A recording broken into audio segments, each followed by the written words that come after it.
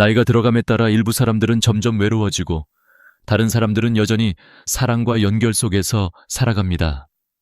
그 차이는 단순히 주름이나 나이가 들면서 활동이 느려지는 것만이 아닙니다. 우리가 나이가 들면서 쌓아가는 작은 습관들이 존재합니다. 이 습관들은 너무 미세하고 조용하게 사람들과의 관계를 해치며 점점 외로움으로 이어질 수 있습니다. 가장 무서운 점은 많은 사람들이 그것을 인식하지 못하고 결국 너무 늦은 후에야 깨닫는다는 것입니다. 여기서 중요한 점은 나이가 들수록 관계를 유지하고 사랑을 계속 나누기 위해서는 우리가 의도적으로 우리의 습관을 점검하고 바꿔야 한다는 것입니다. 자기 자신을 사랑하는 법이라고 말할 수 있을지도 모르겠지만 이는 단순한 자기애를 넘어 다른 사람과의 연결을 유지하는 중요한 행동으로 작용합니다. 예를 들어 71세의 은퇴한 사서인 줄리 주리의 이야기를 통해 이 점을 확인할 수 있습니다. 그녀는 항상 자신의 삶에 대해 긍정적인 태도를 유지하고 사람들과의 관계도 잘 유지하려 했습니다. 하지만 시간이 지나면서 그녀는 자신도 모르게 일부 습관들이 사람들을 밀어내는 원인이 되었다는 것을 알게 되었습니다. 줄리는 처음에는 불평을 하는 일이 많지 않았습니다. 작은 신체적 불편함이나 나이가 들면서 느껴지는 감정들이 그리 심각하게 느껴지지 않았습니다. 하지만 점차 불평이 늘어나고 그것은 다른 사람들에게도 영향을 미치기 시작했습니다. 그녀의 불평은 점점 더 심각해졌습니다. 처음에는 가벼운 불평이었지만 점차 그것은 사람들과의 대화에서 불만을 터뜨리는 패턴으로 변했습니다. 내가 이 나이에 이런 불편함을 겪을 줄은 몰랐다거나 세상은 왜 이렇게 나빠졌을까?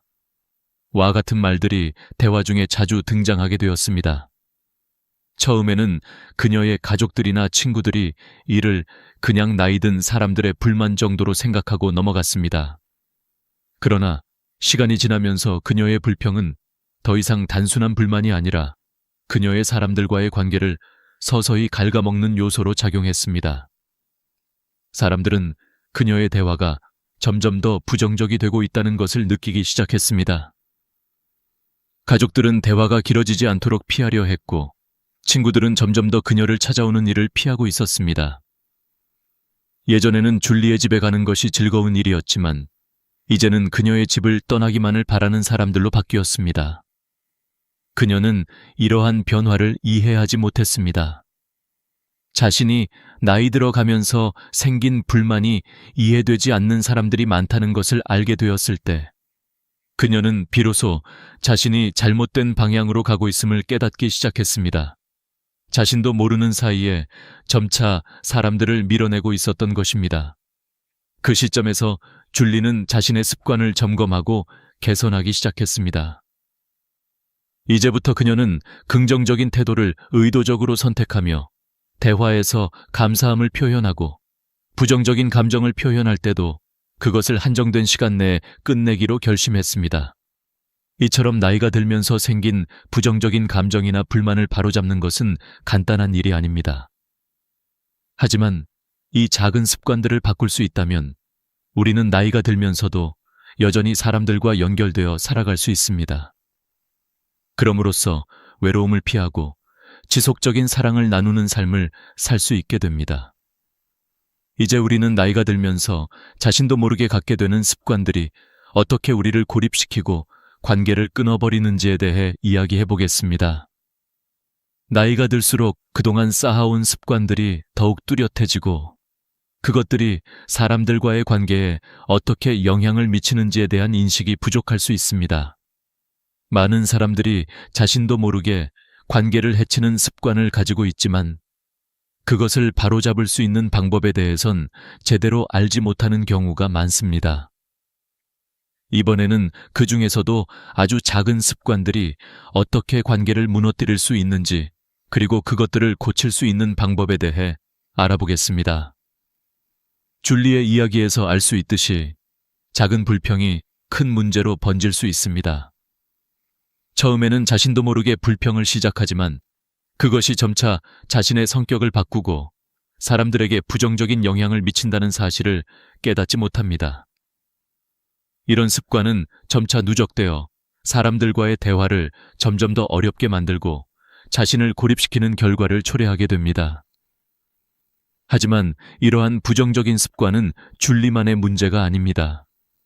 나이가 들어가면서 누구나 한 번쯤 겪을 수 있는 문제입니다. 예를 들어, 일상적인 대화에서 불평을 하지 않으려고 노력하는 것이 중요합니다. 나이가 들면서 몸이 불편하거나 세상이 빠르게 변한다고 느낄 때, 우리는 불평을 쉽게 시작할 수 있습니다. 그러나 이런 불평이 반복되면 결국 사람들은 우리를 피하게 됩니다. 우리가 불평을 계속하면 상대방은 점차 대화를 피하고 자신도 모르게 관계가 소원해집니다. 이런 습관을 고치려면 무엇보다 자신을 돌아보는 것이 필요합니다. 자신의 생각과 감정을 조금 더 의식적으로 제어하고 긍정적인 부분을 찾아보는 것이 중요합니다. 매일 감사하는 마음을 갖고 하루를 시작하는 방식도 달라질 수 있습니다. 오늘은 몸이 좀 괜찮아, 또는 어제 본 노을이 정말 아름다웠어 와 같은 작은 감사의 표현들이 모이면 그것이 긍정적인 에너지를 만들어내며 사람들도 자연스럽게 당신에게 끌리게 됩니다. 또한 너무 자주 불평을 하지 않도록 자신에게 제한을 두는 것도 좋은 방법입니다. 짧은 시간 동안 불만을 털어놓고 그 후에는 긍정적인 방향으로 대화를 이끌어가는 연습을 하는 것이 중요합니다. 더 나아가 호기심을 갖고 사람들과 대화할 때 그들의 이야기를 경청하는 것이 매우 중요합니다. 예를 들어 손주들이 좋아하는 게임이나 앱에 대해 이야기할 때 그게 뭐야? 그 게임이 어떻게 돌아가? 라고 묻는 식으로 호기심을 보이면 상대방은 더 열린 마음으로 이야기해 줄 것입니다. 줄리가 긍정적인 습관을 다시 시작한 후 그녀는 자신의 대화가 달라졌다는 것을 느끼기 시작했습니다. 사람들은 그녀와 다시 이야기를 나누기 시작했고 그녀의 집에 오는 것도 즐거운 일이 되었습니다. 이처럼 작은 습관이지만 그것을 고칠 수 있다는 것은 큰 변화를 가져옵니다. 나이가 들면서 생기는 부정적인 감정들을 관리하는 것은 결코 쉽지 않습니다. 하지만 이를 의식적으로 바꾸려는 노력을 기울이면 우리는 그동안 잃어버렸던 관계를 회복하고 사람들과의 연결을 더욱 강화할 수 있습니다. 이런 작은 변화들이 우리의 일상에 긍정적인 영향을 미칠 수 있다는 것을 기억하세요. 나이가 들면서 많은 사람들이 자신에게 집중하는 시간을 줄이고 외모에 대한 관심도 자연스럽게 감소합니다. 줄리 역시 한때 자신의 외모와 스타일에 많은 관심을 가졌지만 시간이 지나면서 그녀는 점차 그런 부분들을 무시하게 되었습니다. 그녀는 이제는 누구에게 보여줄 필요가 없으니 신경 쓸 필요 없다는 생각을 가지게 되었습니다. 하지만 외모를 가꾸는 것은 단순히 다른 사람에게 잘 보이기 위한 것이 아니라 자기 자신을 존중하고 자신의 존재감을 인식하는 중요한 방법입니다. 줄리가 점점 외모를 신경 쓰지 않으면서 그녀의 자존감도 점차 낮아졌습니다. 처음에는 자신에게 큰 변화가 없다고 느꼈지만 시간이 지나면서 그녀는 사람들이 자신을 다르게 대하는 것을 느꼈습니다. 길을 걸을 때 예전에는 사람들이 그녀에게 미소를 보내며 인사를 했지만 이제는 대부분 사람들이 지나쳐 버렸습니다. 예전에는 동네 사람들이 그녀의 옷차림이나 향수에 대해 칭찬을 했지만 이제는 그런 일도 거의 없었습니다. 여기서 중요한 점은 외모를 가꾸는 것이 단지 타인에게 보여주기 위한 것이 아니라는 것입니다. 나이가 들어감에 따라 우리는 자주 외모를 무시하게 되지만 외모가 나와의 관계에서 중요한 역할을 한다는 점을 인식해야 합니다. 외모는 단순한 미적인 부분만이 아니라 자신을 존중하는 방식이며 나이가 들어서도 여전히 자신을 돌보는 습관을 가지는 것이 매우 중요합니다. 이는 자신감을 높여주고 나아가 사람들과의 관계를 유지하는 데도 큰 영향을 미칩니다. 이러한 점에서 줄리는 중요한 변화를 겪게 되었습니다. 그녀는 처음에 작은 변화로 시작했습니다. 옷을 바꿔 입고 화장품을 사용하기 시작하며 머리 스타일도 조금씩 바꾸었습니다. 이런 작은 변화들이 쌓이면서 그녀는 점차 자신감을 되찾았고 사람들 역시 그녀에게 더 따뜻하게 반응하기 시작했습니다. 옷을 입고 거울 앞에 서면서 줄리는 자신이 여전히 젊고 활기찬 사람이라는 느낌을 받았습니다. 그리고 이 느낌은 사람들에게도 전해졌습니다. 실제로 나이가 들어도 자신에게 투자하는 것은 매우 중요한 일입니다. 연구에 따르면 외모를 신경 쓰는 것이 자존감과 연결되어 있으며 긍정적인 자기인식을 촉진합니다. 예를 들어, 외모에 신경을 쓰는 사람이 더 긍정적인 태도를 가지며 사회적 관계에서도 더 활동적이고 열린 태도를 보인다는 연구 결과가 있습니다. 이는 단지 미용적인 변화뿐만 아니라 자신을 돌보는 방식으로 이어지며 사람들이 그 변화를 인식하게 만듭니다. 또한 나이가 들수록 우리가 직접 나서서 사회적 활동을 하지 않으면 점차 고립될 위험이 큽니다. 외모를 꾸미고 일상에서 작은 변화를 주는 것만으로도 우리의 삶은 더 풍요롭고 활력 있는 것으로 바뀌게 됩니다. 줄리는 이러한 변화를 통해 자신의 외모와 자신감을 회복했고 그 결과 사람들과의 관계도 회복할 수 있었습니다. 사람들은 여전히 그녀에게 관심을 가지며 그녀와 대화를 나누고 싶어 했습니다. 이처럼 나이가 들어가면서 외모를 관리하고 자신에게 신경 쓰는 것은 단순한 외적인 변화가 아닙니다. 이는 나이를 먹으면서도 여전히 자신을 사랑하고 존중하는 중요한 방법입니다. 우리가 외모에 신경 쓰고 자신에게 투자할 때 그 변화는 우리 주변 사람들에게도 영향을 미쳐 우리가 더 많은 사랑과 연결을 얻을 수 있게 됩니다. 나이가 들면서 많은 사람들이 새로운 기술이나 변화에 대해 저항감을 느끼는 경우가 많습니다. 줄리도 처음에는 변화에 대해 매우 저항적이었습니다. 그녀는 전통적인 방식에 익숙했고 새로운 기술을 배우는 데에는 큰 어려움을 느꼈습니다. 전화가 아닌 문자 메시지를 사용하는 것에 대한 저항이 있었습니다. 그녀는 왜 내가 그것을 배워야 하지? 라는 생각을 하며 점점 더 가족들과의 연결이 멀어지게 되었습니다. 그녀의 아이들과 손주들은 대부분 문자 메시지나 온라인 채팅을 통해 소통했지만 줄리는 그것을 거부했습니다. 변화에 저항하는 것은 자연스러운 일입니다. 특히 나이가 들수록 사람들은 새로운 것을 배우는 것에 부담을 느끼거나 변화에 적응하는 것이 어렵다고 생각할 수 있습니다. 그러나 현실은 변화가 불가피하며 이 변화를 받아들이는 것이 얼마나 중요한지를 알게 될 때 우리의 삶은 더욱 풍요로워질 수 있습니다. 나이를 먹을수록 우리는 과거에 머물지 않고 지속적으로 배우고 성장해야 합니다. 줄리가 점차 변화를 받아들이면서 큰 변화를 겪게 되었습니다. 처음에는 손주에게 문자 메시지를 보내는 법을 배우는 것조차 어려웠지만 그녀는 점차적으로 그 과정을 익혔고 그 결과 손주들과의 소통이 더 원활해졌습니다. 그녀는 매일 사진을 보내고 손주들과 빠르게 연락을 주고받으며 그들의 삶에 더 가까이 다가갈 수 있었습니다. 변화는 단지 기술적인 면에서만 중요한 것이 아닙니다. 사회의 변화를 받아들이는 태도, 사람들이 소통하는 방식에 대한 열린 마음도 매우 중요합니다. 이러한 변화에 대한 열린 마음은 나이가 많아도 여전히 사람들과 연결되어 있고 그들로부터 사랑과 지원을 받을 수 있는 열쇠가 됩니다. 변화는 새로운 것을 배우는 것뿐만 아니라 더 나아가 자신의 생각과 태도를 바꾸는 것입니다.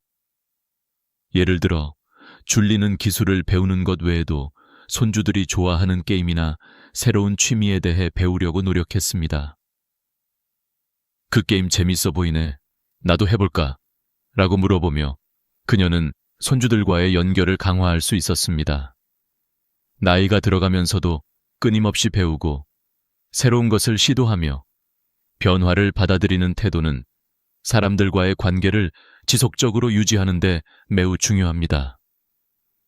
변화에 저항하지 않고 오히려 그 변화를 적극적으로 받아들임으로써 우리는 더 많은 사람들과의 연결을 맺을 수 있습니다. 줄리는 처음에 변화를 두려워했지만 결국 그것이 그녀의 삶을 더욱 풍요롭고 의미 있게 만들어주는 열쇠라는 것을 깨달았습니다. 이제 줄리는 손주들과 더 자주 소통하며 그들의 삶에 더 많이 참여하고 있습니다. 문자 메시지나 소셜 미디어를 통해 연락을 주고받으며 과거에는 상상할 수 없었던 방식으로 관계를 이어가고 있습니다. 그녀는 이제 변화를 두려워하지 않고 오히려 그 변화를 통해 새로운 즐거움과 의미를 찾고 있습니다. 변화는 삶을 더욱 풍요롭게 만드는 기회입니다.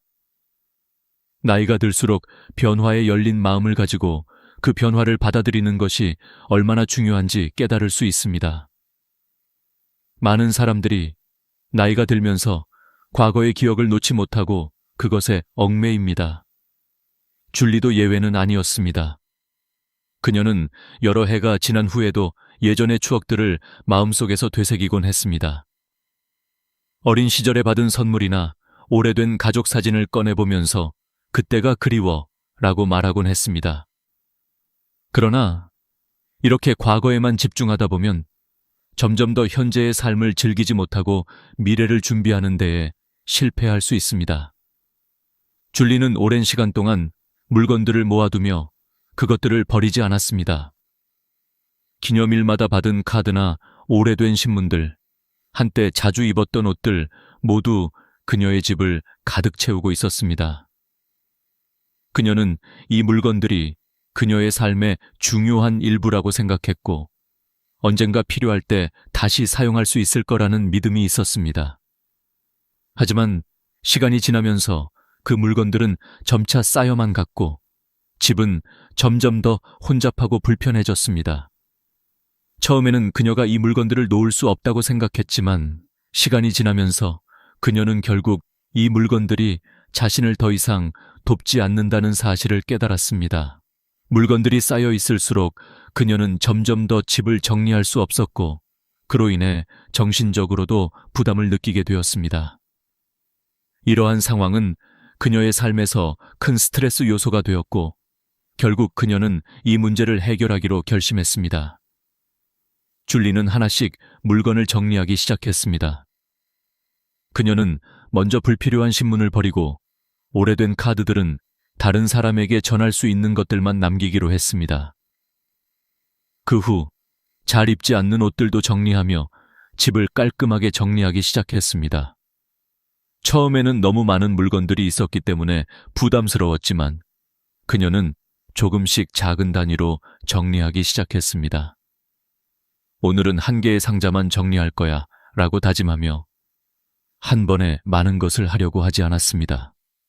그 결과 그녀는 점차적으로 집의 공간을 정리하면서 그 속에서 자유로움을 느낄 수 있었습니다. 물건들을 정리하는 것만으로도 줄리는 큰 변화와 자유를 경험하게 되었습니다. 그녀는 과거에 집 안가득 쌓여 있던 물건들이 그녀를 얽매고 있었음을 깨달았고 그 물건들을 놓아버림으로써 심리적인 부담을 덜 수 있었습니다. 또한 물건들을 정리하는 과정에서 자신에게 더 집중할 수 있었고 자신이 진정으로 소중하게 여길 만한 것들을 남길 수 있었습니다. 이 과정에서 중요한 점은 우리가 지나치게 과거에 집착하거나 물건에 의존하는 습관이 우리 삶에 어떤 영향을 미치는지 인식하는 것입니다. 우리가 과거를 붙잡고 있을 때 현재의 삶에 집중할 수 없고 미래에 대한 준비도 할 수 없습니다. 과거를 놓아주는 것은 단순히 물건을 버리는 것만이 아니라 우리가 가진 추억과 감정을 가볍게 내려놓고 현재에 집중하는 방법을 배우는 것입니다. 이는 우리가 더 자유롭고 행복한 삶을 살 수 있게 도와줍니다. 줄리는 결국 물건을 정리하는 것뿐만 아니라 마음속에 쌓인 과거의 감정들까지도 정리하고 놓아주기로 결심했습니다. 그녀는 더 이상 과거에 얽매이지 않고 지금 이 순간을 살아가기로 했습니다. 그리고 이 변화는 그녀의 삶에 큰 긍정적인 영향을 미쳤습니다. 과거를 놓아버린 뒤 그녀는 다시 한번 현재의 삶에 감사하고 미래에 대한 희망을 품을 수 있었습니다. 물건이나 감정을 정리하는 것은 비단 집안만의 일이 아니라 우리의 마음속을 정리하는 일입니다. 이 작은 변화들이 우리의 삶을 훨씬 더 가볍고 풍요롭게 만들어줄 수 있습니다. 나이가 들면서 우리 모두는 어느 시점에서 타인의 도움이 필요하게 됩니다. 그러나 많은 사람들은 자신이 독립적이고 자립적인 사람이라고 느끼며 도움을 거부하기도 합니다. 줄리도 그중 하나였습니다. 그녀는 오랫동안 자신의 가족을 돌보고 이웃을 돕는 것을 당연하게 여겼습니다. 그녀는 내가 할 수 있으면 해야지라는 생각으로 모든 것을 스스로 해결하려고 했습니다. 하지만 시간이 지나면서 점점 더 많은 일들이 힘겹게 느껴졌고 단순한 일도 버거워졌습니다. 어느 날 줄리는 슈퍼마켓에서 무거운 장을 들고 집으로 돌아가던 중 한 젊은 남자가 그녀에게 다가와 말을 걸었습니다. 이거 들어드릴까요? 그는 친절한 미소를 지으며 도와주겠다고 했습니다. 그러나 줄리는 부끄럽고 자존심이 상해 괜찮습니다. 저는 할 수 있습니다. 라고 대답했습니다. 그녀는 그 제안을 거절했지만 집에 돌아와서 무거운 짐을 풀고 나자 더 이상 그 일이 고통스럽지 않다는 생각이 들었습니다. 왜 나에게 도움을 줄 기회를 주지 않았을까? 라는 질문이 그녀의 마음속에 떠올랐습니다. 그녀는 자신이 얼마나 고립된 상태에서 살아왔는지 깨달았고 더 이상 혼자서 모든 것을 해결하려 하지 않기로 결심했습니다. 우리 모두는 자존심 때문에 다른 사람의 도움을 거절하는 경우가 많습니다. 도움을 받는다는 것은 약해지는 것처럼 느껴질 수 있지만 사실 그것은 우리가 서로 연결되고 서로를 돌보는 인간적인 방식입니다. 나이가 들수록 우리는 점차적으로 신체적인 한계나 정신적인 피로를 겪게 되며 그런 순간에 다른 사람의 도움을 받아들이는 것은 매우 중요한 일이 됩니다. 그것이 바로 우리가 인간답게 살아가는 방법입니다. 우리는 혼자서 모든 것을 할 수 없고 서로 도와가며 살아가야 합니다. 줄리는 그 후로도 여러 번 사람들의 도움을 거절했지만 그녀는 점차 자신이 잘못된 생각을 하고 있었다는 것을 깨달았습니다. 그리고 그녀는 조금씩 변화를 시도하기 시작했습니다. 처음에는 작은 것부터 시작했어요. 오늘은 누군가의 도움을 받아보자 라고 마음먹고 짐을 들 때나 쇼핑할 때 도움을 요청하기 시작했습니다. 그리고 그 결과 줄리는 사람들과 더 많은 소통을 할 수 있었고 그녀의 삶은 조금씩 더 풍요로워졌습니다. 도움을 받는 것은 약한 것이 아닙니다.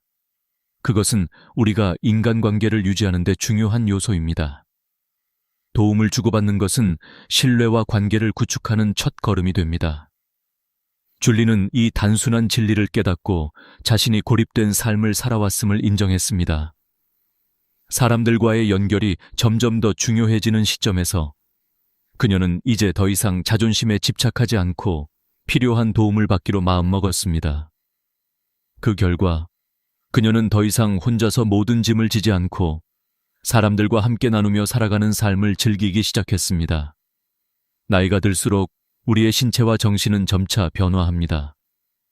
그 변화에 적응하는 방법은 서로 돕고 다른 사람에게 손을 내미는 것입니다. 다른 사람에게 도움을 주는 것 또한 중요하지만 때로는 우리가 도움을 받는 것 또한 중요합니다. 그러므로 우리는 다른 사람의 손길을 거절하기보다는 그들과 함께 나누는 법을 배워야 합니다. 우리가 서로에게 의지하고 도움을 주고받을 때 비로소 진정한 연결이 이루어집니다. 줄리의 이야기는 우리가 의존하는 것을 두려워하지 않고 서로 돕고 살아가는 것이 얼마나 중요한지를 다시 한번 일깨워 줍니다. 도움을 받는 것은 단순히 물리적인 작업을 넘어서 우리가 살아가는 방식에 큰 영향을 미칩니다. 우리가 서로에게 손을 내밀 때 우리는 서로의 삶을 더욱 풍요롭고 의미 있게 만들 수 있습니다. 그래서 나이가 들어감에 따라 우리가 할 수 있는 것 중 하나는 더 이상 외로움이나 자존심에 얽매이지 말고 사람들과 함께 나누는 삶을 살아가는 것입니다. 이제 우리는 줄리가 삶에서 겪었던 변화를 통해 중요한 교훈을 얻을 수 있습니다. 그녀의 이야기는 나이가 들어감에 따라 발생할 수 있는 여러 가지 문제와 그 문제를 어떻게 해결할 수 있는지에 대한 중요한 통찰을 제공합니다. 줄리가 경험한 변화는 단지 외적인 변화만이 아니라 내적인 변화도 포함되어 있습니다.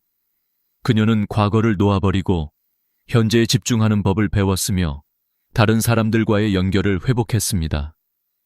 더 이상 부정적인 태도나 자존심에 얽매이지 않으며 변화를 받아들이고 사람들의 도움을 기꺼이 받는 삶을 살아가기로 결심했습니다. 이러한 교훈을 통해 나이가 들어가면서도 여전히 우리가 변화할 수 있고 더 나은 삶을 살 수 있다는 것을 알게 됩니다. 변화는 어렵고 때로는 두렵기도 하지만 변화의 시작은 작은 일에서부터 시작할 수 있습니다. 줄리처럼 우리도 작은 습관부터 바꾸고 사람들과의 관계를 회복하며 새로운 기술이나 방법을 받아들임으로써 삶을 더욱 풍요롭고 의미 있게 만들 수 있습니다. 변화를 두려워하지 말고 열린 마음으로 삶을 대하고 현재와 미래를 향해 나아가는 것이 중요합니다. 오늘 배운 교훈 중 하나는 우리가 과거를 너무 오래 붙잡고 있지 말고 현재와 미래를 살기 위해 그 과거를 놓아주는 것입니다. 물건을 정리하는 것, 부정적인 태도를 버리는 것, 그리고 과거의 감정과 상처를 놓아주는 것은 우리가 더 자유롭게 살아갈 수 있게 만들어줍니다. 또한 우리는 서로에게 손을 내밀고 도움을 주고받으며 살아가는 법을 배워야 합니다. 나이가 들어도 혼자서 모든 것을 해결하려고 하지 말고 다른 사람들과 함께 나누며 살아가는 삶을 선택하는 것이 중요합니다. 그렇다면 여러분은 어떠신가요? 나이가 들어도 계속해서 배우고 변화할 준비가 되어 있나요? 지금 이 순간 여러분도 작은 변화를 시작할 수 있습니다. 나이가 들면서 많은 것이 변할 수 있지만 우리가 그 변화를 받아들이고 사람들과의 관계를 소중히 여기며 더 나은 삶을 살아가려고 노력한다면 우리는 더욱 풍요롭고 행복한 삶을 살 수 있을 것입니다. 이제 여러분에게 질문을 드리겠습니다. 오늘 이 영상을 보시고 어떤 점이 가장 마음에 와닿았나요? 여러분의 삶에서 변화가 필요하다고 느끼시는 부분이 있다면 그것을 어떤 방식으로 시작하실 건가요? 댓글로 여러분의 생각을 나누어 주세요. 여러분의 의견은 저에게 큰 힘이 됩니다. 영상이 마음에 드셨다면 구독 버튼과 좋아요 버튼을 눌러주세요. 더 많은 유익한 영상을 받아보실 수 있도록 알림 설정도 잊지 말아주세요. 여러분의 지속적인 응원에 감사드리며 앞으로도 많은 이야기와 교훈을 함께 나누길 바랍니다. 그럼 다음 영상에서 만나요. 감사합니다. 식탁 위에 따뜻한 밥 냄새가 아직 사라지지도 않은 어느 날, 동네 어르신 세 분이 갑자기 병원 응급실로 실려왔습니다. 같은 공원에서 아침마다 만나던 분들이었고 늘 건강하게 산책을 즐기던 모습이 눈에 선했는데 불과 몇 시간 만에 그렇게 위태로운 모습으로 들어오신 겁니다. 그중 한 분은 다시는 일어나지 못했습니다. 남은 두 분은 간신히 목숨을 건졌지만 그날 이후로는 예전처럼 걷지도 웃지도 못하게 되셨습니다. 이 충격적인 사건은 단순히 의학적인 문제가 아니었습니다.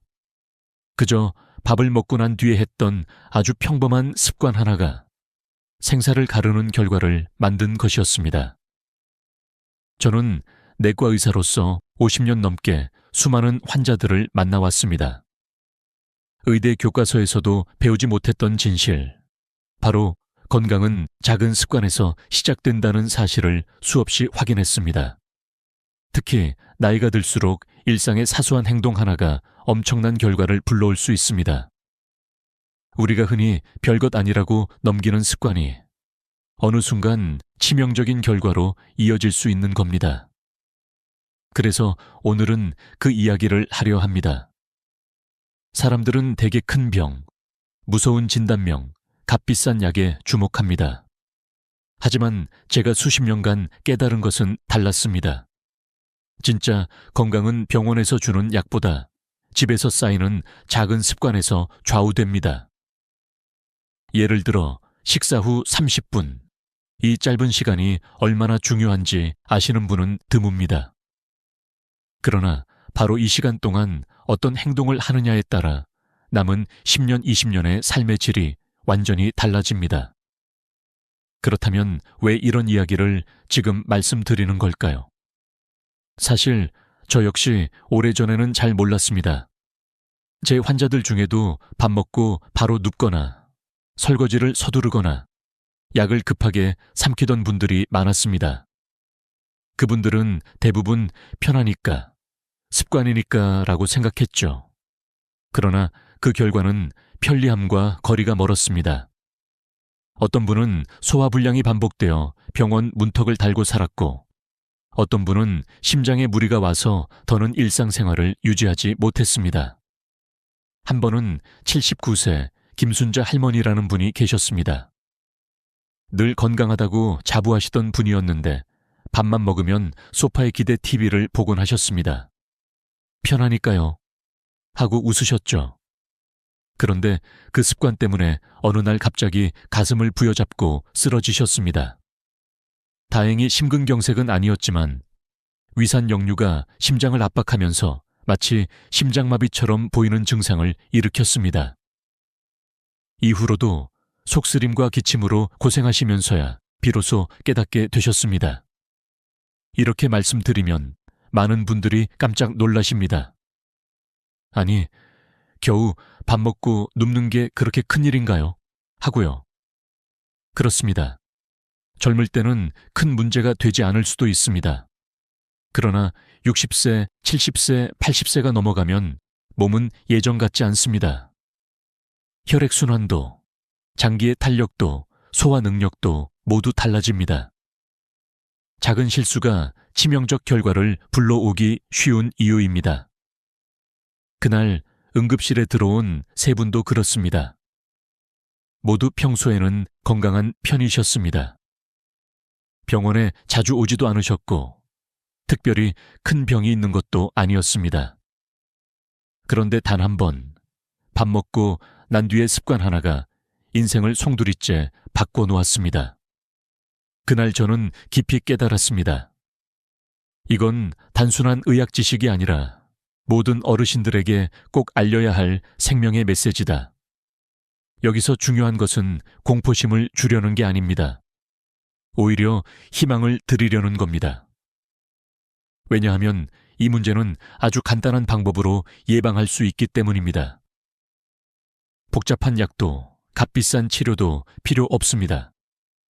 단지 식사 후 30분, 그 시간을 어떻게 보내느냐만 달라지면 됩니다. 저는 수천 명의 환자에게 이 조언을 드렸고, 그 결과 정말 많은 분들이 병원 약을 줄이고 건강을 되찾으셨습니다. 여러분, 인생에서 가장 아까운 후회는 그때 알았더라면입니다. 저 역시 수많은 환자들을 떠나보내며 그런 후회를 가슴에 안고 살아왔습니다. 그래서 오늘만큼은 확실하게 말씀드리고 싶습니다. 식사 후 30분. 이 시간이 약보다 강력한 보약입니다. 그 30분을 어떻게 쓰느냐가 여러분의 건강을 결정합니다. 앞으로 이어질 이야기는 단순한 상식이 아닙니다. 오랜 임상 경험, 실제 환자들의 삶, 그리고 과학적인 연구들이 모두 하나로 모여 만들어낸 결과입니다. 이 이야기를 끝까지 들으신다면 남은 삶이 훨씬 가볍고 훨씬 자유로워질 수 있습니다. 지금부터 우리가 너무나 당연하게 여기던 습관들의 실체를 하나하나 파헤쳐 보겠습니다. 그리고 그 속에서 어떻게 하면 오래도록 건강하게 살 수 있을지 함께 찾아가겠습니다. 이 영상은 어쩌면 당신의 남은 20년을 완전히 바꿀 수 있습니다. 지금 듣는 이 순간이 평생 기억될 작은 전환점이 될지도 모릅니다. 그러니 제발 끝까지 집중해서 들어주세요. 밥을 먹고 나면 우리 몸속에서는 눈에 보이지 않는 거대한 변화가 시작됩니다. 평소에는 느끼지 못하지만 실제로는 심장과 위, 뇌와 혈관이 동시에 바쁘게 움직이기 시작하죠. 많은 분들이 배부르면 그냥 쉬면 되는 것 아닌가 하고 단순하게 생각하시지만 의학적으로는 이 시간이야말로 가장 불안정하고 위험한 순간이 될 수 있습니다. 우선 혈액의 흐름을 살펴봅시다. 음식을 삼키는 순간 우리 몸은 소화를 위해 막대한 양의 혈액을 위장으로 보냅니다. 보통 전체 혈액량의 4분의 1 이상이 위장으로 몰리는데 이건 엄청난 수치입니다. 그 결과로 심장과 뇌로 가는 혈액 공급이 일시적으로 줄어듭니다. 젊을 때는 몸이 이를 금세 보완해주지만 나이가 들면 이야기가 달라집니다. 혈관의 탄력이 떨어지고 심장의 펌프 기능이 약해지면서 작은 변화에도 뇌와 심장이 부담을 느끼게 되는 겁니다. 그래서 식사 직후에 가슴이 두근거리거나 갑자기 어지럽거나 식은땀이 나는 경우가 생길 수 있습니다. 실제로 70세 이상 노인들을 대상으로 한 국내 연구에 따르면 전체 낙상 사고의 약 12%가 식사 직후 발생한다고 합니다. 이유는 간단합니다. 혈액이 위장에 몰리면서 뇌로 가는 혈류가 줄어 균형 감각이 떨어지기 때문입니다. 잠깐의 어지럼증으로도 넘어져 큰 부상을 당할 수 있고 이는 곧 삶의 질을 완전히 무너뜨릴 수 있습니다. 또 하나 중요한 변화는 위산의 활동입니다. 위는 음식물을 소화하기 위해 강력한 산을 분비합니다. 젊은 시절에는 위와 식도 사이의 밸브가 단단히 닫혀 있어 문제가 적지만 나이가 들면 이 밸브가 약해집니다. 이때 잘못된 자세, 예를 들어 바로 눕거나 기대면 위산이 쉽게 식도로 역류합니다. 단순한 속쓰림으로 끝나지 않고 시간이 지나면 만성 식도염이나 식도암으로 발전할 수도 있습니다. 실제로 식도암 환자의 70% 이상이 식사 후 바로 눕는 습관을 가지고 있었다는 조사도 있습니다. 혈압도 큰 영향을 받습니다.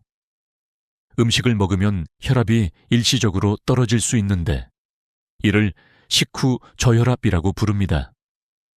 일본의 한 대학병원 연구에 따르면 65세 이상 환자의 약 40%가 식후 저혈압을 경험했다고 합니다. 이 현상은 특히 고혈압약이나 심장약을 복용하는 분들에게 위험합니다. 식사 직후에 약을 바로 복용하면 혈압이 급격히 요동치면서 어지럼증이나 실신을 유발할 수 있기 때문입니다. 여기서 잠깐 생각해 보십시오. 우리는 흔히 밥 잘 먹었으니 건강하다라고 말합니다. 그러나 진짜 문제는 밥을 먹은 후 30분 동안 어떻게 행동하느냐에 달려 있습니다. 이 30분은 심장이 버틸 수 있는지, 뇌가 안정적으로 작동할 수 있는지, 위장이 무리 없이 소화할 수 있는지를 시험하는 시간입니다. 그렇기에 이 시간을 대충 흘려보내면 안 됩니다. 저는 환자들에게 늘 이렇게 말합니다. 약은 병을 고치지만 습관은 생명을 지킵니다. 아무리 좋은 약을 드셔도 식사 후 30분을 잘못 보내면 그 효과는 반감됩니다. 반대로 약을 줄이고도 이 시간을 올바르게 보내면 놀라울 만큼 건강이 회복되기도 합니다. 실제로 저의 환자들 중 상당수가 식사 후 관리 하나만으로 소화기 약, 혈압약, 심장약의 복용량을 줄일 수 있었습니다. 그러니 지금 이 순간 명심하십시오. 밥을 먹고 난 뒤 우리 몸속에서는 단순히 소화만 일어나는 것이 아닙니다. 혈류의 분배가 바뀌고 위산이 분비되고 혈압이 변하며 호흡과 심장 박동까지 달라집니다. 이 모든 변화가 안정되기까지 걸리는 시간이 바로 30분입니다.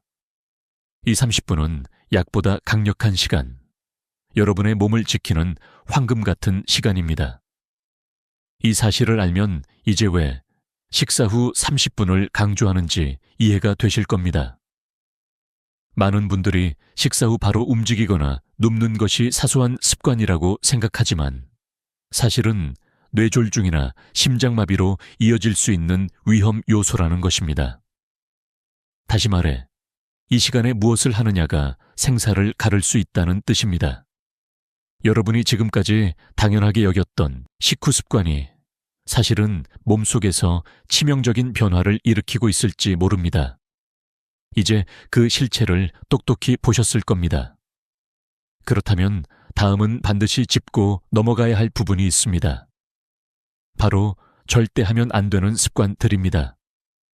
이 습관들을 피하는 것만으로도 여러분의 건강은 확연히 달라질 수 있습니다. 이제 그 이야기를 이어가겠습니다. 밥을 먹고 난 뒤 많은 분들이 무심코 하는 행동이 있습니다. 그저 평생 해오던 습관일 뿐이라고 생각하지만 의학적으로는 위험한 결과를 불러올 수 있는 행동들이죠. 저는 수많은 환자들의 사례를 통해 3가지 공통점을 발견했습니다. 바로 식사 후 절대 하면 안 되는 습관들입니다. 이 3가지만 피해도 여러분의 건강은 훨씬 안전해질 수 있습니다. 첫 번째는 밥 먹고 바로 움직이는 것입니다.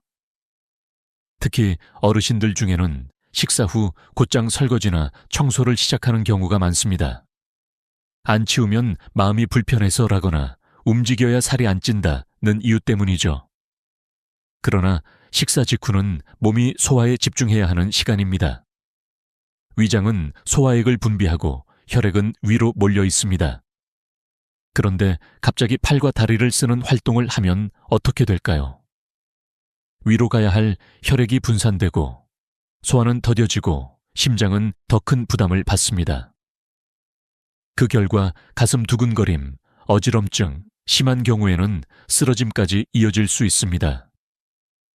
청주에 사시는 김영희 할머니 이야기가 떠오릅니다. 평생 식사 후 바로 주방으로 가서 청소를 하셨습니다. 그러던 어느 날 점심을 먹고 싱크대를 닦다가 갑자기 어지럼증이 찾아와 그만 주저앉으셨습니다.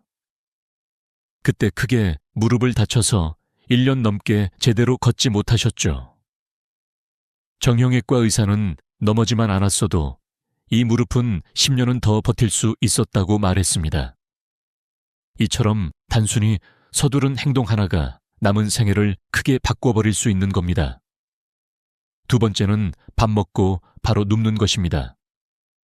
많은 분들이 소파에 기대어 TV를 보거나 그냥 눕는 습관을 가지고 계십니다. 젊을 때는 별 문제 없을 수 있습니다.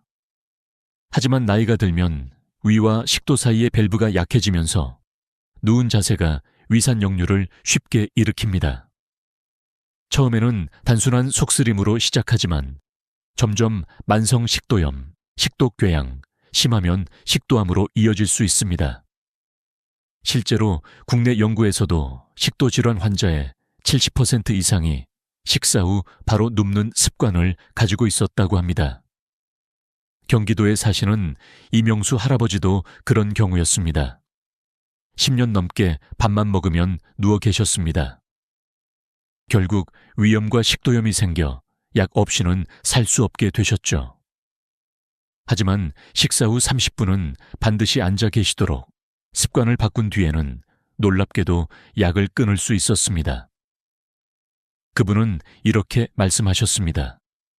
잠깐 불편한 걸 참았더니 평생 편해졌습니다. 세 번째는 밥 먹고 바로 약을 먹는 것입니다. 약은 밥 먹고 먹어야 한다는 말 많이 들어보셨을 겁니다. 물론 일부 약은 공복에 먹으면 위에 자극을 주기 때문에 식후에 먹는 것이 맞습니다. 하지만 문제는 식사 직후라는 점입니다. 위장이 음식으로 가득 차 있는 상태에서는 약물이 제대로 흡수되지 않을 수 있습니다. 특히 혈압약, 당뇨약, 심장약처럼 혈액순환에 직접 영향을 주는 약은 식사 직후 복용할 경우 예상치 못한 부작용을 일으킬 수 있습니다. 전북 익산에 사시는 박영호 할아버지가 대표적입니다. 평생 건강하던 분이었는데 식사 직후 혈압약을 복용하다가 갑자기 쓰러지셨습니다. 다행히 목숨은 건졌지만 그 사건 이후로는 혼자 외출도 못하게 되었습니다. 단순히 30분 뒤에 먹었더라면 피할 수 있었던 일이었습니다. 실제로 일본의 한 병원 조사에 따르면 70세 이상 노인의 낙상사고 중 약 15%가 식사 직후 약 복용과 관련이 있었다고 합니다. 여러분, 이 세 가지를 기억하십시오. 밥 먹고 바로 움직이지 마십시오. 바로 눕지 마십시오. 바로 약을 먹지 마십시오. 이 단순한 세 가지를 지키는 것만으로도 심장과 뇌, 위장이 훨씬 안전해집니다. 많은 어르신들이 습관이라고 생각하는 행동이 사실은 생명을 위협할 수 있습니다. 이제 중요한 질문이 남습니다. 그렇다면 무엇을 해야 할까요? 피해야 할 습관만 아는 것으로는 부족합니다. 반대로 몸을 지켜주는 좋은 습관을 익히는 것도 필요합니다. 다음에서는 작은 행동이 어떻게 큰 건강을 지켜주는지 그 놀라운 힘에 대해 말씀드리겠습니다. 우리가 피해야 할 습관을 알았다면 이제는 반대로 몸을 지켜주는 습관을 알아야 합니다. 단순히 나쁜 것을 피하는 것만으로는 충분하지 않습니다. 반드시 좋은 것을 더해야 진짜 건강을 유지할 수 있습니다. 저는 수많은 환자들과 함께하며 아주 간단하면서도 강력한 두 가지 습관을 발견했습니다. 바로 식사 후 예쁜 뒤 미지근한 물을 마시는 것, 그리고 30분 후 천천히 걷는 것입니다. 먼저 물 마시기에 대해 말씀드리겠습니다. 많은 분들이 식사 후 차가운 물을 벌컥벌컥 들이키곤 합니다. 하지만 이는 위장을 놀라게 하고 소화 효소의 작용을 방해할 수 있습니다. 반면 청아 비슷한 온도의 미지근한 물을 천천히 조금씩 마시면 음식물이 부드럽게 내려가고 소화가 한결 수월해집니다. 실제로 대전에 사는 박철수 어르신은 평생 속쓰림으로 고생했는데 식후 미지근한 물을 마시는 습관을 들인 이후로는 속쓰림 약을 끊을 수 있었다고 합니다. 약 45년 동안 당연하게 생각했던 증상이 단지 물 온도를 바꾼 것만으로 사라진 겁니다. 또한 물은 단순히 소화만 돕는 것이 아닙니다. 나이가 들수록 갈증을 느끼는 능력이 둔화되어 자신도 모르게 탈수 상태에 빠지기 쉽습니다. 탈수는 혈액을 끈적하게 만들어 심장에 부담을 주고 뇌 기능까지 저하시킵니다. 실제 연구에 따르면 경도의 탈수만으로도 인지 기능이 약 15% 감소한다고 합니다. 식후 규칙적으로 물을 마시는 습관은 이런 위험을 예방해 줍니다. 두 번째는 걷기입니다. 다만 여기에는 중요한 조건이 있습니다. 밥 먹고 바로 걷는 것은 위험합니다. 위로 가야 할 혈액이 다리로 분산되면서 소화도 방해받고 어지럼증도 생길 수 있기 때문입니다. 그러나 식사 후 30분이 지나고 나서 천천히 10분, 15분 정도 걷는 것은 건강에 엄청난 도움이 됩니다. 이 걷기는 운동이 아니라 소화를 돕는 활동으로 이해하시면 됩니다. 숨이 차지 않을 정도의 편안한 속도로 주변을 가볍게 산책하는 느낌이 가장 좋습니다. 인천에 사시는 정영수 할아버지는 당뇨와 고혈압으로 오랫동안 약을 복용해 오셨습니다. 그러나 식사 후 30분에 맞춰 동네 한 바퀴를 천천히 도는 습관을 시작한 뒤 놀라운 변화가 있었습니다. 혈당 수치가 안정되었고 결국 당뇨약의 용량을 절반으로 줄일 수 있었습니다. 게다가 체중은 퀼톨이나 빠졌고 무엇보다 밤에 깊이 잠을 잘 수 있게 되었다고 합니다. 그는 이렇게 말했습니다. 이젠 밥 먹고 걷지 않으면 뭔가 빠진 것 같아요. 오히려 안 하면 불안합니다. 걷기의 장점은 여기서 그치지 않습니다. 가벼운 산책은 혈액순환을 개선해 심혈관 질환 예방에도 도움이 되고 혈당 변화를 완화해 당뇨 합병증을 줄여줍니다. 또한 햇빛을 받으며 걷는다면 비타민 D 합성에도 도움이 되어 뼈 건강까지 챙길 수 있습니다. 만약 날씨가 너무 덥거나 추워서 외출이 어렵다면 실내에서 천천히 움직이는 것도 충분히 효과가 있습니다. 중요한 것은 무리하지 않고 천천히 즐겁게 라는 원칙입니다. 이 두 가지 습관은 단순해 보이지만 실제 효과는 약보다 강력합니다. 서울의 한 대학병원 연구에서도 식사 후 30분 관리 습관을 꾸준히 지킨 95세 이상 어르신들이 그렇지 않은 그룹에 비해 소화기 질환 발생률이 47% 낮았다고 보고했습니다. 이는 단순한 통계가 아니라 실제 삶의 질과 직결된 결과입니다.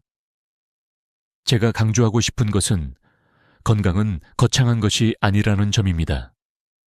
누군가는 값비싼 보약을 찾고 누군가는 어려운 운동법을 찾지만 정작 건강을 지키는 것은 이렇게 작은 습관입니다. 미지근한 물 한 잔, 30분 뒤 가벼운 걷기. 이 단순한 행동이 남은 인생을 지탱해줄 든든한 기둥이 될 수 있습니다. 그러나 아직 이야기는 끝나지 않았습니다. 단순한 조언만으로는 충분하지 않습니다. 실제로 이런 습관을 통해 삶이 완전히 달라진 분들의 이야기를 들어보아야 우리는 진심으로 마음을 움직일 수 있습니다. 다음에서는 실제 어르신들의 변화를 담은 생생한 이야기를 들려드리겠습니다. 습관 하나가 인생을 바꿀 수 있다는 말, 너무 단순하게 들릴지도 모릅니다. 그러나 실제로 저는 수많은 환자들을 보면서 그 사실이 진실임을 확인했습니다.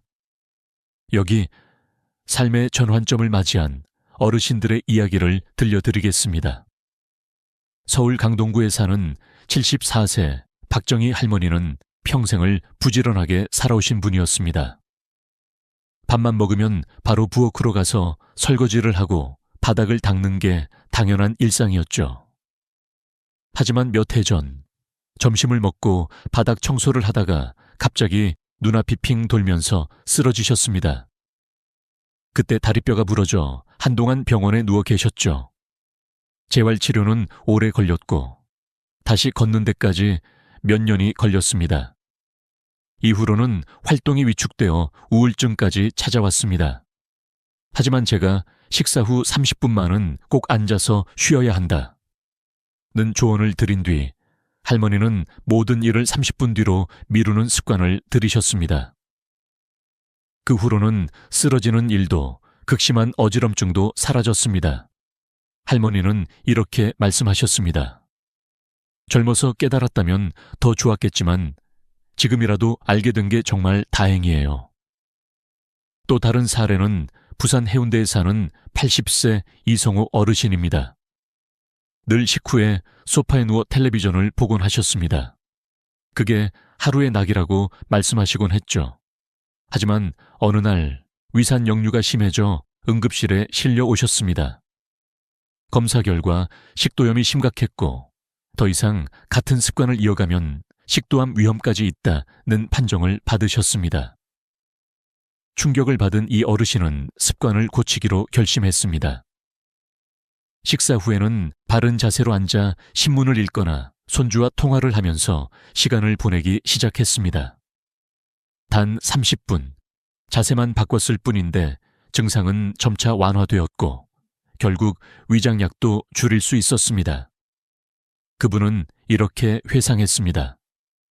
처음엔 불편했는데 지금은 이 시간이 오히려 마음의 여유가 되는 것 같아요. 인천 남동구에 사는 76세 정재호 어르신은 오랫동안 당뇨약과 혈압약을 복용해 왔습니다. 늘 식사 직후에 약을 삼키곤 했죠. 하지만 자꾸 어지럼증이 찾아와 몇 번이나 길에서 쓰러질 뻔하셨습니다. 제가 식사 후 최소 30분 뒤에 약을 복용하라고 말씀드린 이후 어르신의 생활은 크게 달라졌습니다. 약효가 안정적으로 나타났고 낙상 위험도 줄어들었습니다. 무엇보다 약을 제대로 활용할 수 있게 된 겁니다. 정 어르신은 이렇게 말했습니다. 나는 늘 약에 의지해야만 한다고 생각했는데 결국 중요한 건 시간을 지키는 거였네요. 이런 이야기를 들을 때마다 저는 다시 한번 깨닫습니다. 우리가 알지 못했던 작은 습관이 삶을 무너뜨릴 수도 되살릴 수도 있다는 사실을요. 그리고 그 차이는 거창한 노력이 아니라 단지 30분의 관리에 있습니다. 실제로 국내 한 연구에서 95세 이상 노인을 대상으로 실험한 결과가 있습니다. 한 그룹은 식사 후 바로 눕거나 활동을 했고, 다른 그룹은 30분을 앉아서 보내거나 천천히 걸었습니다. 1년 후 결과는 놀라웠습니다. 두 번째 그룹의 소화기 질환 발생률은 47% 낮았고 낙상 사고도 절반 이하로 줄었습니다. 연구진은 식후 30분 관리가 약물 치료 이상으로 중요한 예방책이라고 결론을 내렸습니다. 저는 이런 결과를 볼 때마다 마음이 벅차오릅니다. 왜냐하면 수십 년간 수많은 환자들을 떠나보내며 했던 후회가 바로 이런 습관 하나로 충분히 막을 수 있었다는 걸 알았기 때문입니다. 그래서 지금은 더 많은 분들께 이 사실을 알리려고 합니다.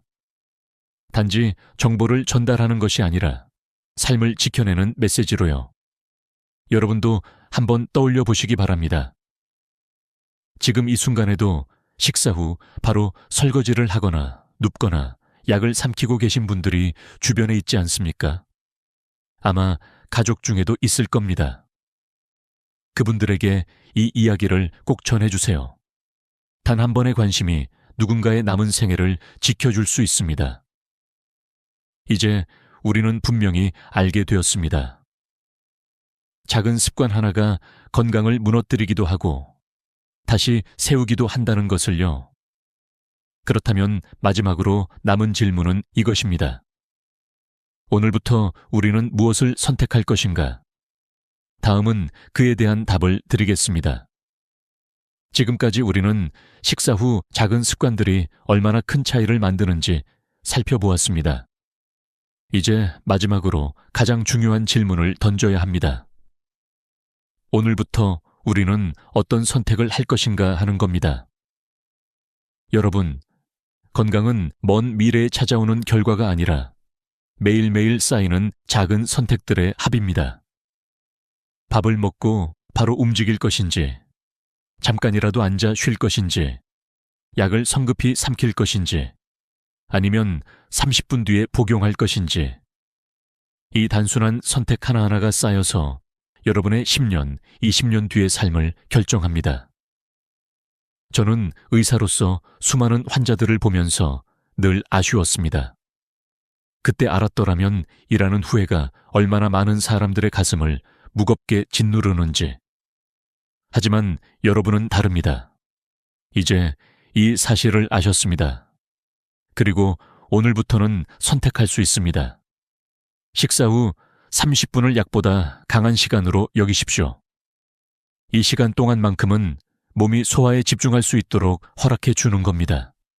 바른 자세로 앉아 허리를 곧게 펴고 잠시 여유를 가지세요. 미지근한 물 한 잔이 위장을 편안하게 만들고 30분 뒤 가벼운 산책이 여러분의 혈관을 깨끗하게 씻어줍니다. 그 결과는 단순한 위안이 아니라 실제로 병원을 덜 찾게 되는 삶, 더 오랫동안 건강을 누리는 삶입니다. 여기서 중요한 것은 지금부터라는 겁니다. 내일부터, 다음 달부터가 아니라 오늘 바로 시작하는 것입니다.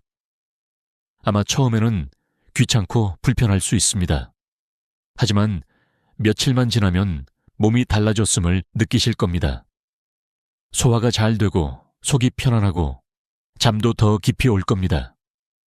그때 비로소 깨닫게 될 겁니다. 아, 작은 습관이 이렇게 큰 변화를 만드는구나. 저는 지금 이 순간이 여러분에게 전환점이 되기를 바랍니다.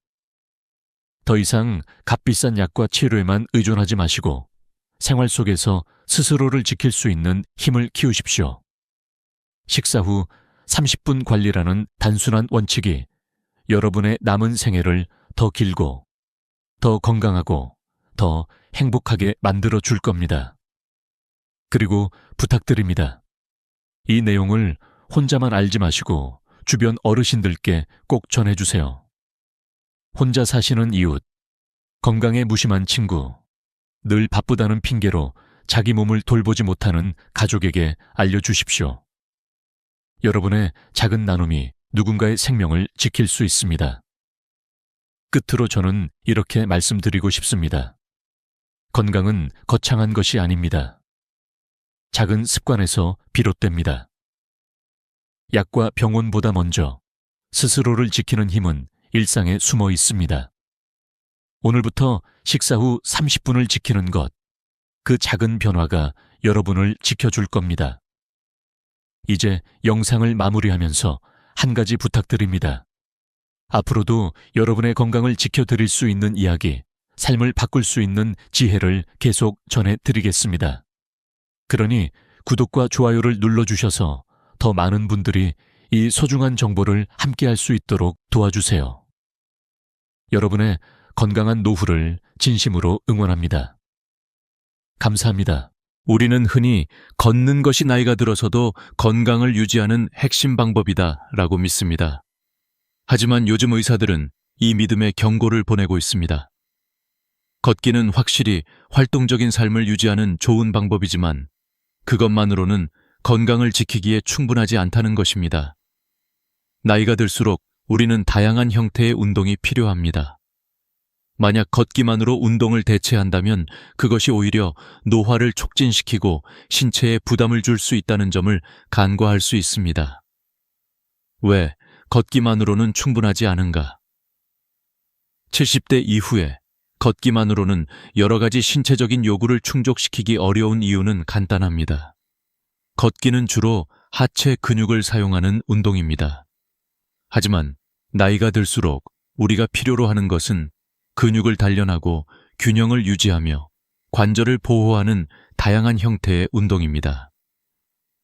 걷기는 우리 몸에 전반적인 저항 운동을 제공하지 않으며 특히 상체나 코어를 강화하는 데는 한계가 있습니다. 나이가 들면서 근육량이 줄어들고 이는 종종 일상적인 활동에서 어려움을 겪게 만듭니다. 예를 들어 무거운 장을 드는 일이나 일어설 때 힘이 들어가는 경험을 많이 하게 됩니다. 이는 근육이 점차 약해지고 있다는 신호입니다. 걷기만으로 생길 수 있는 문제들, 걷기만으로 운동을 해결하려 하면 근육량 감소와 관절의 압박이 가속화될 수 있습니다. 왜냐하면 걷기는 반복적인 동작을 필요로 하기 때문에 특정 부위의 관절에만 부담을 주게 되고 다른 부위의 운동은 부족할 수 있습니다. 예를 들어 다리나 무릎, 발목에 지속적인 압박을 가하게 되어 시간이 지나면서 관절 통증이나 퇴행성 관절염이 발생할 위험이 커집니다.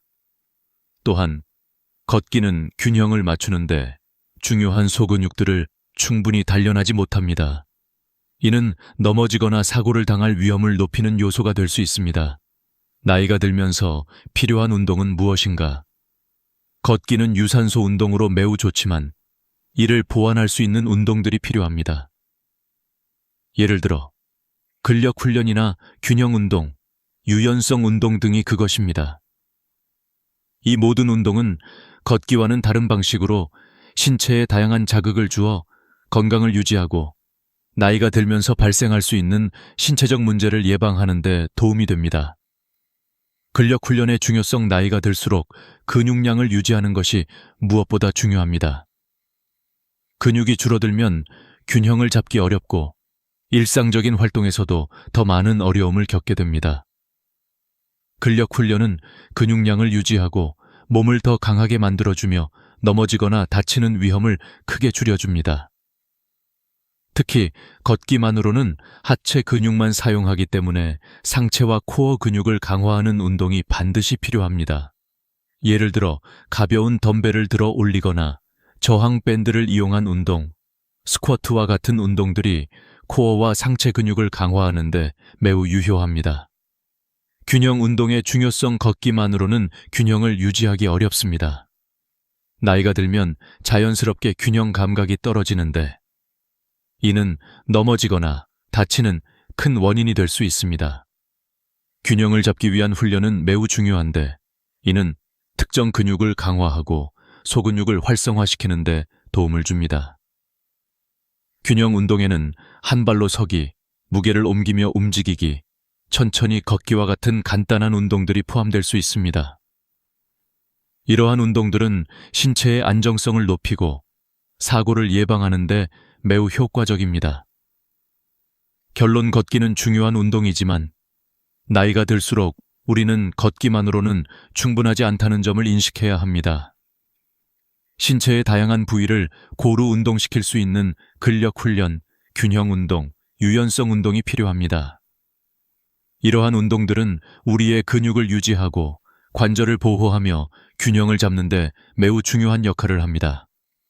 걷기와 같은 유산소 운동도 좋지만 나이에 맞는 다양한 운동을 병행하여 신체를 전반적으로 건강하게 유지하는 것이 중요합니다.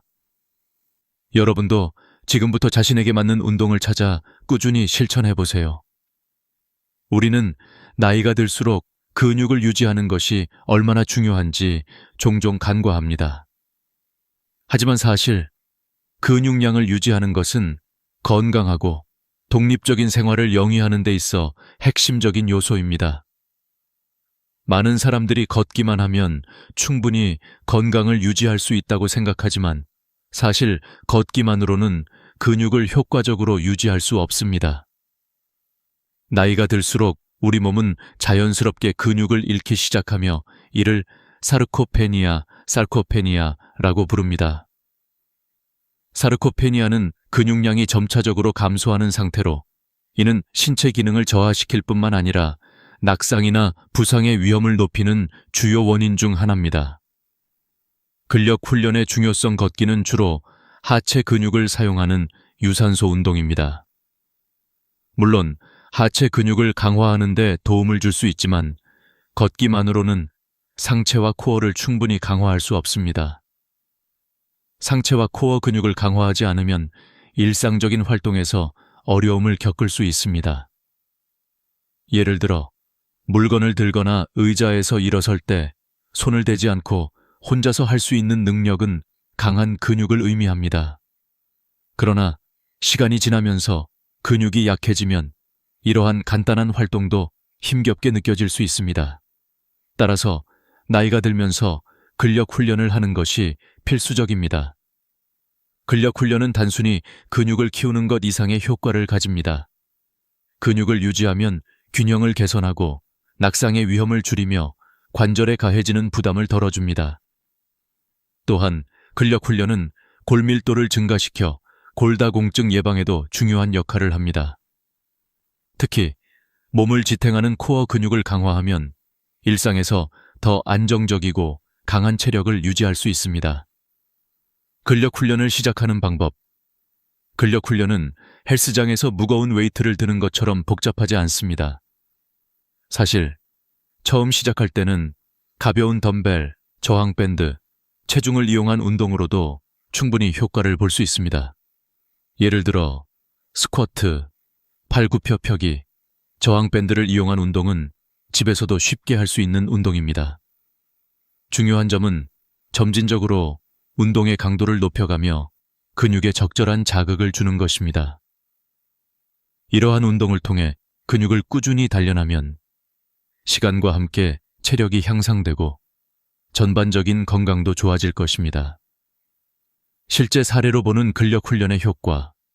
예를 들어 74세의 로버트 씨는 매일 걷기를 꾸준히 해왔지만 어느 날 예전처럼 가벼운 박스를 들 수 없다는 것을 깨달았습니다. 또한 소파에서 일어날 때도 힘이 들어가더군요.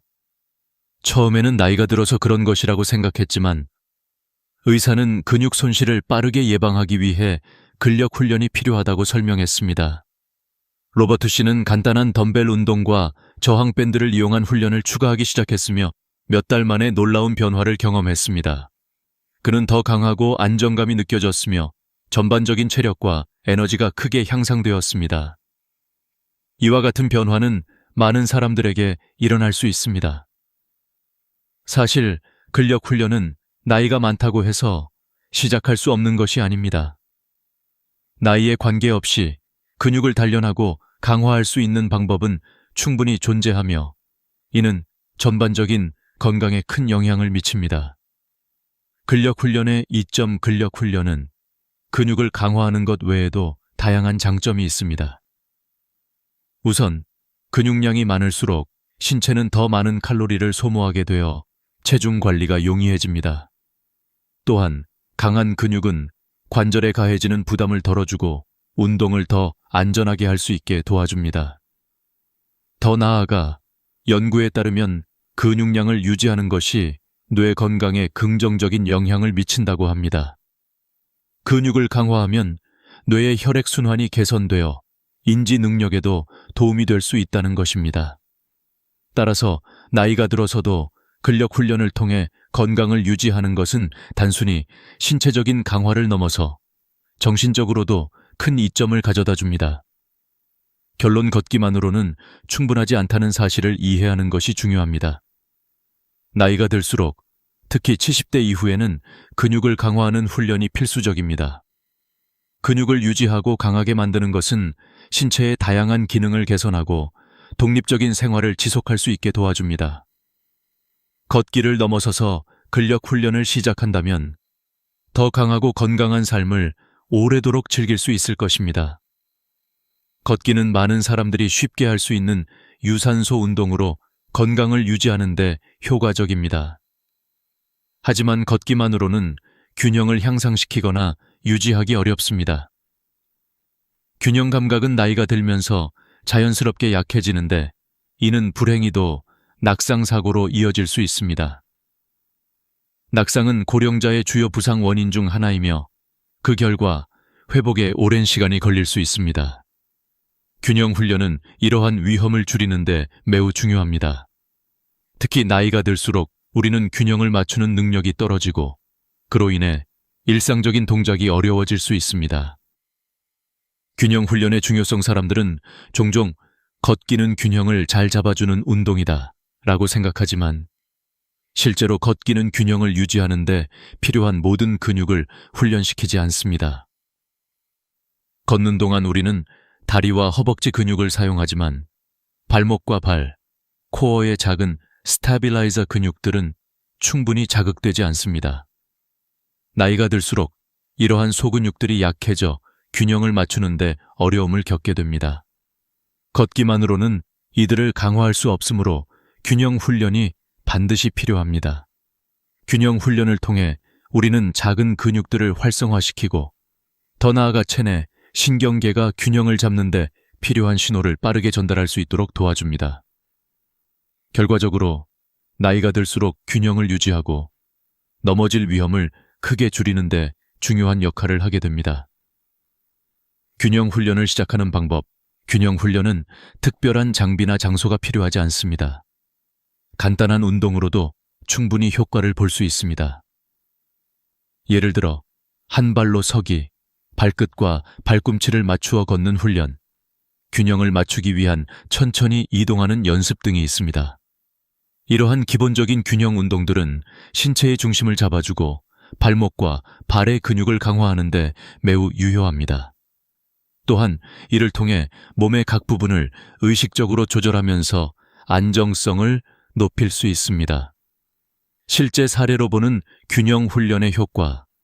예를 들어 76세의 에드워드 씨는 평소 매우 활동적이었지만 어느 날 길을 걷다가 발을 잘못 디디면서 균형을 잃고 넘어질 뻔한 상황이 발생했습니다. 그가 발을 잘못 디딘 후 그 순간 자신이 얼마나 불안정한 상태에 있었는지 깨달았고 균형 훈련의 필요성을 실감했습니다. 에드워드 씨는 균형 운동을 시작하면서 한 발로 서는 훈련과 측면으로 체중을 이동하는 운동 등을 꾸준히 해왔습니다. 몇 주 만에 그는 균형이 더 좋아졌고 더 안정된 상태로 걷고 일상생활에서 자신감을 얻었습니다. 이와 같은 예시는 매우 흔하게 일어날 수 있습니다. 균형 훈련은 나이가 들수록 꼭 필요하며 누구나 쉽게 시작할 수 있는 운동입니다. 작은 변화가 큰 차이를 만들어낼 수 있습니다. 균형 훈련의 이점. 균형 훈련은 단순히 낙상의 위험을 줄이는 것만이 아닙니다. 균형이 좋아지면 자세도 개선되고 몸의 전체적인 안정성이 향상됩니다. 또한 균형 훈련은 몸의 협응력을 높여서 일상적인 활동을 더 쉽게 할 수 있도록 도와줍니다.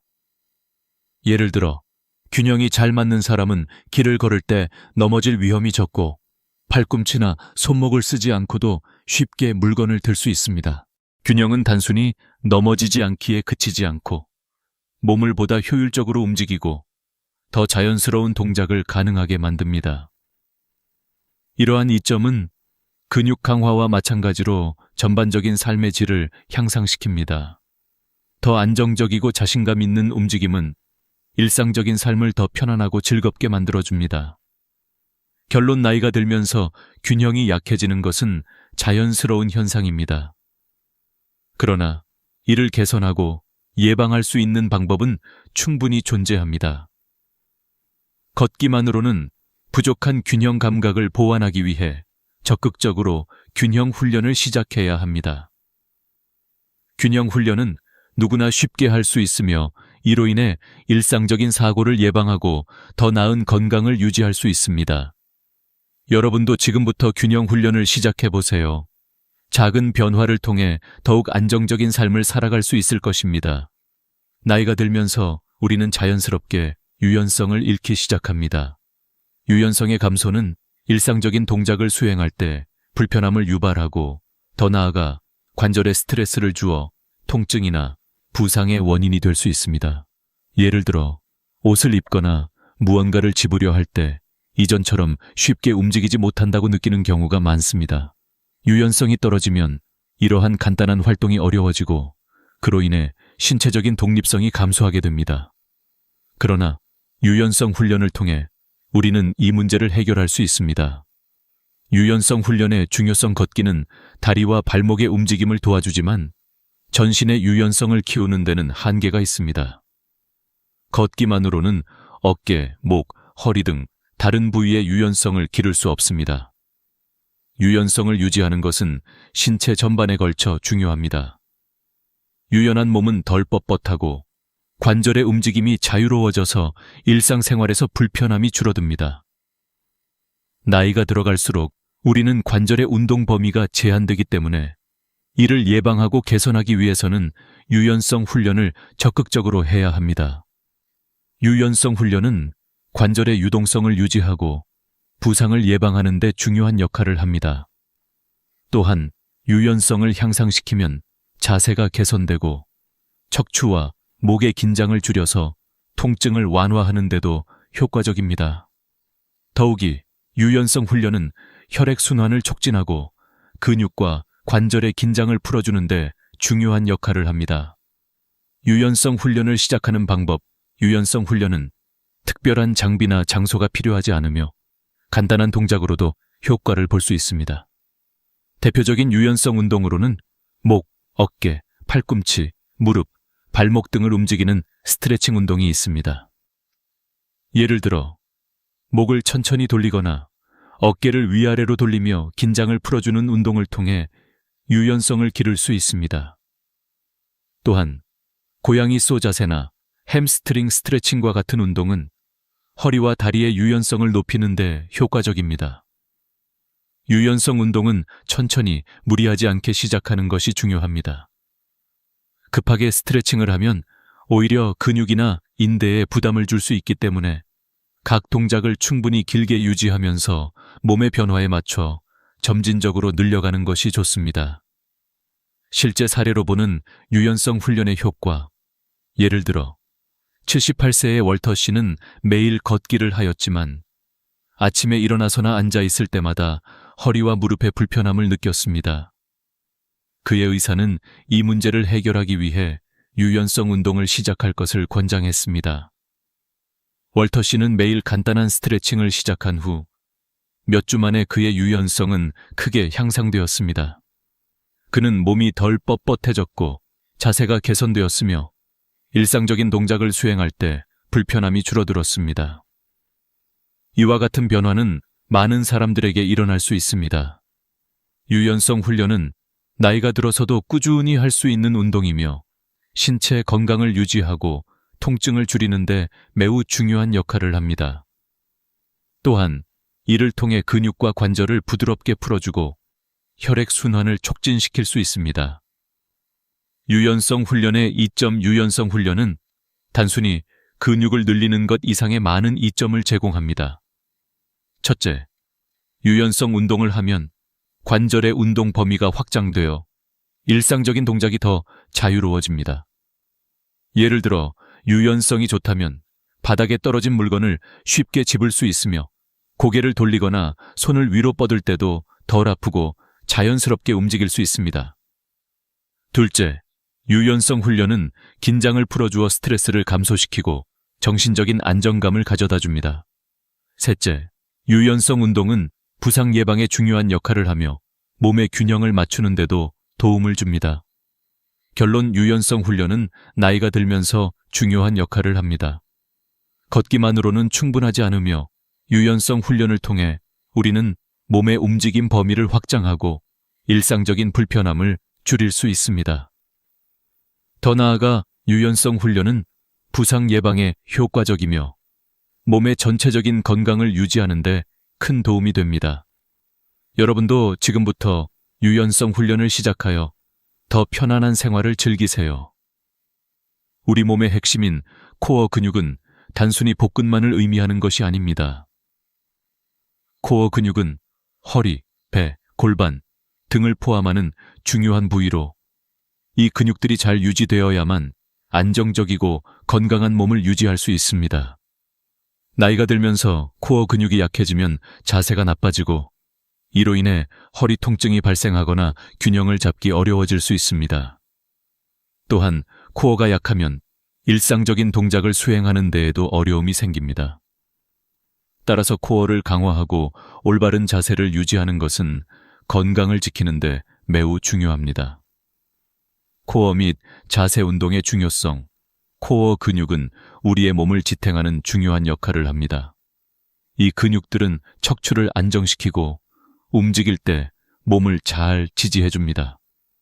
예를 들어 앉거나 서 있을 때, 물건을 들어 올릴 때, 심지어는 걷는 동작에서도 코어 근육이 필요합니다.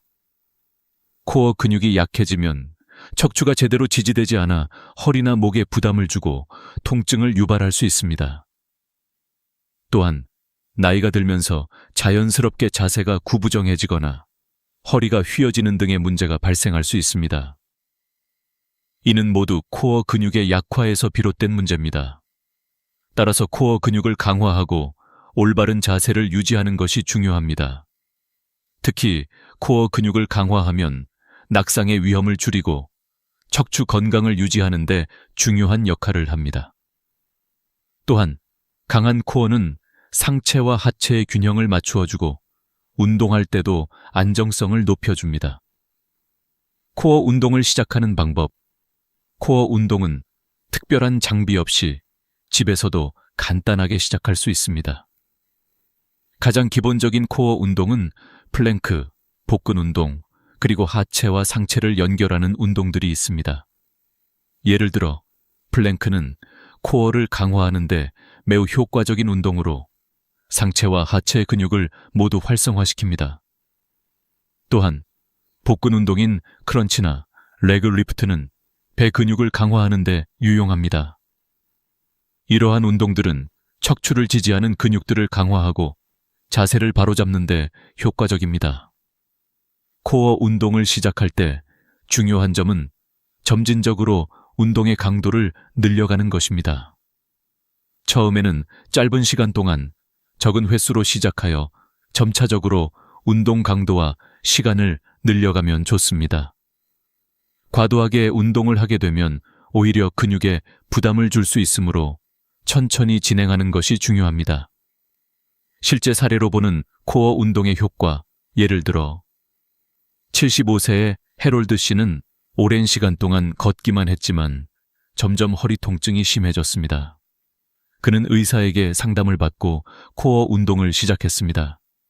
처음에는 복근 운동과 플랭크를 시작했으며 점차적으로 운동의 강도를 높였습니다. 몇 주 후 해롤드 씨는 허리 통증이 현저히 줄어들었고 자세도 더 직립적으로 변했습니다. 그는 운동을 통해 코어 근육이 강화되었고 일상적인 활동에서 더 많은 힘과 안정감을 느꼈습니다. 이와 같은 변화는 많은 사람들에게 일어날 수 있습니다. 코어 근육을 강화하는 것은 허리 통증을 예방하고 더 나아가 전반적인 건강을 개선하는 데 큰 도움이 됩니다. 또한 강한 코어는 운동 중에도 더 효율적이고 안전하게 움직일 수 있게 해줍니다. 코어 운동의 이점.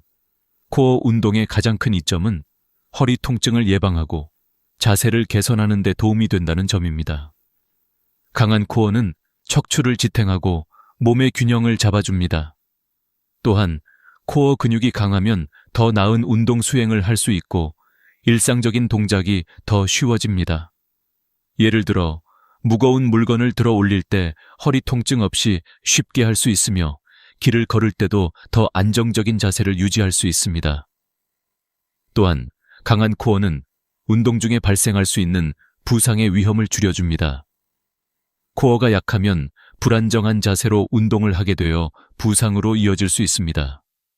하지만 코어가 강하면 운동 중에도 안정성을 유지하면서 부상의 위험을 줄일 수 있습니다. 결론, 코어 근육은 우리 몸에서 매우 중요한 역할을 하며 나이가 들어서도 이를 강화하는 것이 중요합니다. 코어 운동을 통해 허리 통증을 예방하고 자세를 개선할 수 있습니다. 또한 강한 코어는 일상생활에서 더 나은 움직임과 안정감을 제공합니다. 여러분도 지금부터 코어 운동을 시작해보세요. 점진적으로 운동을 추가하고 꾸준히 실천하면 건강한 몸을 유지할 수 있습니다.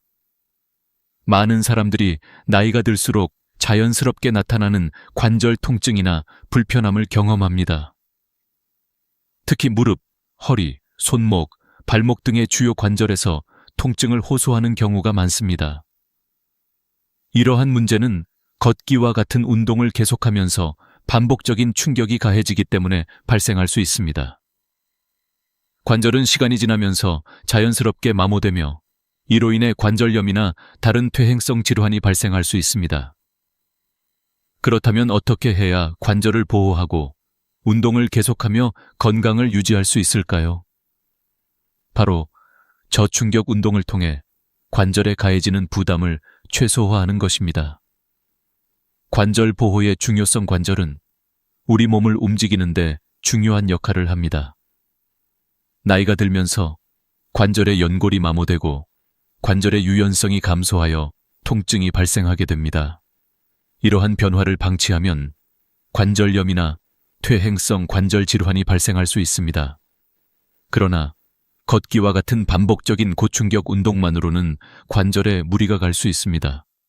따라서 나이가 들면서 관절을 보호하는 운동을 실천하는 것이 필수적입니다. 특히 저충격 운동은 관절에 부담을 주지 않으면서도 근육을 강화하고 몸을 유지하는 데 매우 효과적입니다. 저충격 운동은 유산소 운동과 근력 훈련을 모두 포함할 수 있으며 관절에 미치는 영향을 최소화하면서도 건강을 유지할 수 있는 운동들입니다. 예를 들어 수영이나 자전거 타기, 요가, 태극권 등의 운동은 매우 유효합니다. 이러한 운동들은 관절의 부담을 덜어주며 동시에 근육을 단련하고 몸의 균형을 개선하는 데도 효과적입니다. 저충격 운동을 시작하는 방법. 저충격 운동은 집에서 할 수 있는 간단한 운동부터 시작할 수 있습니다. 가장 대표적인 운동은 수영과 자전거 타기입니다.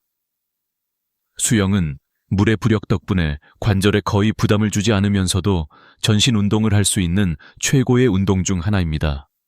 자전거 타기도 마찬가지로 무릎이나 허리에 과도한 압력을 가하지 않으면서 유산소 운동을 할 수 있습니다. 또한 요가와 태극권은 유연성, 균형, 근력을 동시에 강화할 수 있는 저충격 운동입니다. 요가는 다양한 자세를 통해 관절을 스트레칭하고 근육을 강화하는데 많은 고령자들이 요가를 통해 관절의 통증을 완화시키고 유연성을 유지하는 데 도움을 얻고 있습니다. 태극권도 마찬가지로 몸의 움직임을 천천히 하고 관절에 부담을 주지 않으며 균형을 잡고 몸을 부드럽게 움직일 수 있도록 도와줍니다. 이러한 운동들은 관절을 보호하면서도 전반적인 체력을 개선하는 데 매우 유효합니다. 실제 사례로 보는 저충격 운동의 효과, 77세의 레이몬드 씨는 매일 걷기를 하였지만 시간이 지나면서 무릎과 허리가 점점 아프기 시작했습니다. 그는 걷기만으로는 더 이상 관절을 보호할 수 없다는 사실을 깨닫고 수영과 자전거 타기를 추가했습니다. 몇 주 후, 그는 무릎과 허리 통증이 현저히 줄어들었으며 전반적인 체력도 향상되었습니다. 레이몬드 씨는 수영과 자전거 타기를 통해 관절에 가해지는 부담을 줄이면서도 건강을 유지할 수 있었습니다. 이처럼 저충격 운동은 관절을 보호하면서도 몸을 유지하고 더 나아가 일상생활을 훨씬 편안하게 만들어줍니다. 고령자들이 겪는 관절 문제는 누구에게나 있을 수 있는 일이지만 이를 해결하기 위한 방법은 분명히 존재합니다. 저충격 운동의 이점. 저충격 운동의 가장 큰 이점은 관절에 부담을 주지 않으면서도 유산소 운동과 근력 훈련을 동시에 할 수 있다는 점입니다. 이는 관절염이나 퇴행성 질환을 예방하고 관절 건강을 유지하는 데 중요한 역할을 합니다. 또한 저충격 운동은 운동 중에 부상의 위험을 줄여주며 신체 전반적인 건강을 개선하는 데 효과적입니다. 예를 들어 수영을 하면 심혈관 기능이 좋아지고 자전거 타기를 하면 하체 근육이 강화됩니다. 이와 같은 운동은 나이가 들면서 발생할 수 있는 여러 건강 문제를 예방하는 데 중요한 역할을 합니다. 더 나아가 저충격 운동은 정신적인 건강에도 많은 도움을 줍니다. 운동을 통해 스트레스가 감소하고 우울증이나 불안 증세를 완화할 수 있습니다. 이는 전반적인 삶의 질을 향상시키는 중요한 요소입니다. 결론, 관절을 보호하는 운동은 나이가 들수록 필수적입니다. 걷기와 같은 고충격 운동을 넘어서서 수영, 자전거 타기, 요가, 태극권과 같은 저충격 운동을 통해 우리는 관절에 부담을 주지 않으면서도 건강을 유지할 수 있습니다. 저충격 운동은 신체적 건강뿐만 아니라 정신적인 건강에도 큰 영향을 미치므로 모든 연령대에서 유용하게 적용할 수 있습니다. 여러분도 지금부터 저충격 운동을 시작하여 관절을 보호하고 더 건강한 삶을 살아가세요.